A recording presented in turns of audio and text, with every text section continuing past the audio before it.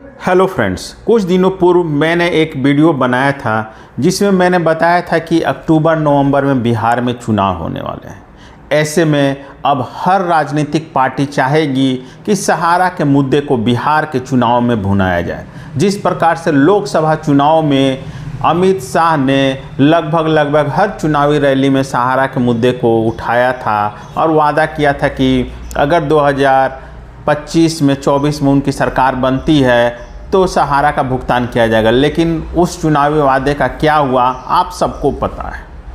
अब अक्टूबर और नवंबर में बिहार में विधानसभा चुनाव होने वाले हैं और आपको पता है कि बिहार की लगभग आधी आबादी कहीं ना कहीं डायरेक्ट और इनडायरेक्ट रूप में सहारा से जुड़ी हुई है। लगभग 2.5 करोड़ की आबादी जो बिहार में सहारा से जुड़ी हुई है, चाहे सहारा को निवेशक हो या फिर एजेंट हो। तो ऐसे में कहीं ना कहीं जिस राज्य की आधी आबादी सहारा से जुड़ी हो और वहाँ विधानसभा चुनाव हो, तो ऐसे में वहाँ यह मुद्दा क्यों ना बने। जी हाँ दोस्तों, 3 दिन पहले ही मैंने इस बात को अपने वीडियो के द्वारा बता दिया था कि सभी राजनीतिक पार्टियां बिहार विधानसभा चुनाव में सहारा के हॉट केक को काटना चाहती हैं। अब इसी कड़ी में कल पटना में एक एनजीओ के कार्यक्रम में आरा के भाकपा माले के सांसद सुदामा प्रसाद पहुंचे थे और उन्होंने वादा किया कि आने वाले आगामी चुनावों में जो कि बिहार में होने वाले हैं उसमें इंडिया गठबंधन के घोषणा पत्र में सहारा निवेशकों के मुद्दे को शामिल किया जाएगा। जी हाँ दोस्तों, इंडिया गठबंधन के घोषणा पत्र में अब सहारा निवेशकों के भुगतान के मुद्दे को शामिल करने की तैयारी चल रही है। क्या है पूरी खबर और क्या बातें सुदामा प्रसाद जी ने कही, साथ ही साथ क्या इससे निवेशकों के भुगतान का रास्ता खुलेगा या फिर यह सिर्फ एक राजनीतिक प्रोपोगेंडा है, हथकंडा है। हम लोग इस वीडियो में डिटेल रूप से बात करें। तो यदि आप हमारे चैनल पर नए हैं तो प्लीज़ चैनल को सब्सक्राइब कर लें और यदि आपको लगता है कि इस वीडियो में कुछ महत्वपूर्ण जानकारी दी गई है तो प्लीज़ वीडियो को लाइक और शेयर करना ना भूलें।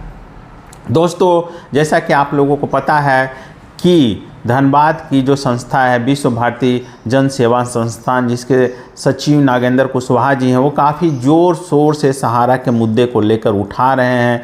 उनकी लड़ाई राजनीतिक स्तर से लेकर कानूनी स्तर तक चल रही है। Lower judiciary, high court, supreme court तक उन्होंने केस कर रखे हैं भुगतान के मुद्दे को लेकर। साथ ही साथ वो अपनी इस लड़ाई को राजनीतिक स्तर पर भी लड़ रहे हैं। जहाँ भी मौका मिलता है, जो भी राजनीतिक पार्टियां को लगता है कि उनको वहाँ से मदद मिल सकती है, वहाँ वो पहुँच जाते हैं। बात हो झारखंड में तो उनके ही प्रयास से कहीं ना कहीं झारखंड सरकार सहारा के निवेशकों के मुद्दे पर काफ़ी गंभीरता से काम कर रही है और आने वाले दिनों में कुछ पॉजिटिव रिजल्ट हो सकते हैं। अब ऐसे में ही उन्हीं की संस्था के द्वारा 2 तारीख को पटना में एक मीटिंग या फिर छोटी मोटी रैली कहें कि आयोजित की गई थी, जिसमें चीफ गेस्ट थे आरा के भाकपा माले के सांसद सुदामा प्रसाद जी।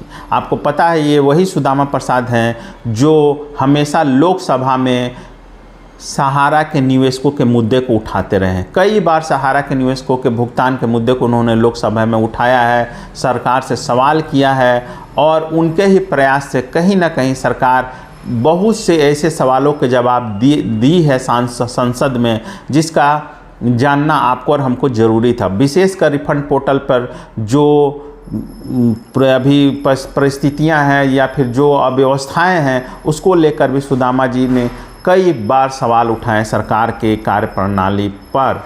अब ऐसे में कल उन्होंने कहा कि हमारी पार्टी मतलब भाकपा माले की पार्टी काफ़ी ज़ोर शोर से पूरे देश में सहारा के निवेशकों के मुद्दे को उठाएगी। साथ ही साथ उन्होंने कहा कि आगामी अक्टूबर नवंबर में जो बिहार में विधानसभा चुनाव होने वाले हैं उसमें उनका प्रयास रहेगा कि इंडिया गठबंधन के घोषणा पत्र में सहारा निवेशकों के भुगतान के मुद्दे को शामिल किया जाए। यदि सहारा निवेशकों के भुगतान के मुद्दे को इंडिया गठबंधन के घोषणा पत्र में शामिल कर दिया जाता है तो कहीं ना कहीं कांग्रेस, आरजेडी, सीपीएम और दूसरी अन्य राजनीतिक पार्टियां इसको प्रमुखता से उठाएंगी और इसका असर कहीं ना कहीं निवेशकों के भुगतान पर पड़ेगा। आपको पता है कि बिहार में लगभग 2.5 करोड़ लोग सहारा से जुड़े हुए हैं, चाहे वो सहारा के निवेशक हो, सहारा के एजेंट हो, कार्यकर्ता हो। कहीं ना कहीं डायरेक्ट इनडायरेक्ट रूप से इतनी बड़ी आबादी जब बिहार की जुड़ी हुई हो तो इस हॉट केक को हर कोई भुनाना चाहता है।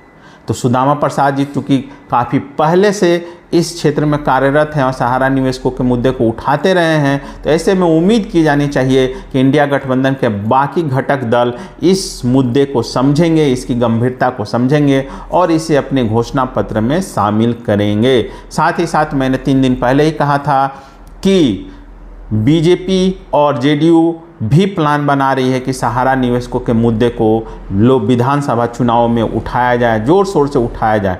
लेकिन अभी पिछले 10 साल का जो रिकॉर्ड रहा है बीजेपी और जेडीयू का, तो आपको सोचना चाहिए कि कौन सच्चा है और कौन झूठा है। यदि केंद्र सरकार इतनी ही गंभीर होती सहारा निवेशकों के भुगतान को लेकर, तो सहारा रिफंड पोर्टल की यह दयनीय स्थिति नहीं होती। केंद्र सरकार को बहुत वास्ट पावर होते हैं। सरकार चाहे तो संसद में कानून बनाकर या फिर रिजोल्यूशन लाकर कहीं ना कहीं सहारा निवेशकों के भुगतान का रास्ता खोल सकती है, लेकिन शायद केंद्र सरकार की मंशा में ही खोट है। ऐसे में कहीं ना कहीं बिहार में यदि बीजेपी और जेडीयू इस मुद्दे को उठाते हैं तो बिहार के वोटरों को, बिहार के मतदाताओं को सोचना होगा कि आप किसे वोट दें। खैर जो भी हो, ये तो आने वाले समय में पता चलेगा। लेकिन जिस प्रकार से झारखंड पिछले लोकसभा चुनाव में झारखंड में, बिहार में, उत्तर प्रदेश में अमित शाह की चुनावी रैलियों में जोर शोर से सहारा के निवेशकों ने प्रदर्शन किया था और उसके बाद अमित शाह को मजबूरन सहारा के निवेशकों को भुगतान का वादा करना पड़ा था। लेकिन आज 1 साल बीतने जा रहे हैं लोकसभा चुनाव को हुए और अभी तक भुगतान की प्रक्रिया की दिशा में केंद्र सरकार ने कोई कार्रवाई नहीं की है। तो आने वाले दिनों में एक उम्मीद यही जगती है इंडिया गठबंधन से, क्योंकि झारखंड में जहां इंडिया गठबंधन की सरकार है वहां हेमंत सोरेन ने कई FIR दर्ज कर दिए हैं, कई CID की जांच बैठा दी है। यहाँ तक कि हाईकोर्ट भी अब CID की जांच को सही मान रहा है और उसकी जांच को रोकने से हाईकोर्ट ने मना कर दिया। साथ ही हाईकोर्ट ने निर्देश दिया है कि सहारा के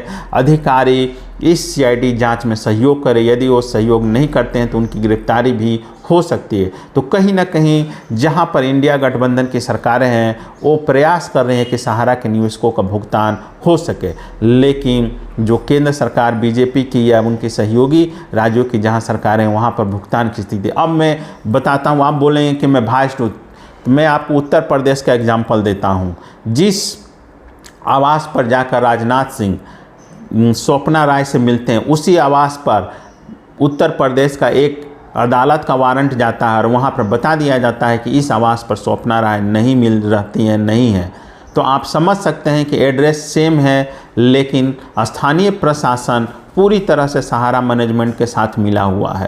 राज्य सरकारें सहारा मैनेजमेंट के साथ मिली हुई हैं, नहीं तो कब की कब इन बड़े अधिकारियों की गिरफ्तारी हो सकती थी और एक बड़ा रिजल्ट आ सकता था। लेकिन जो भी हो, आने वाले दिनों में कानूनी लड़ाई के साथ साथ राजनीतिक लड़ाई का भी अपना महत्व है। ऐसे में जब एक बड़ी राजनीतिक पार्टी सहारा निवेशकों के साथ खड़ी दिख रही है तो कहीं ना कहीं हमें और आपको उसका समर्थन करना चाहिए और उम्मीद की जानी चाहिए कि बिहार चुनावों में यह एक बड़ा मुद्दा बनेगा और केंद्र सरकार नींद से जागेगी और भुगतान का रास्ता सुगम करेगी। धन्यवाद दोस्तों।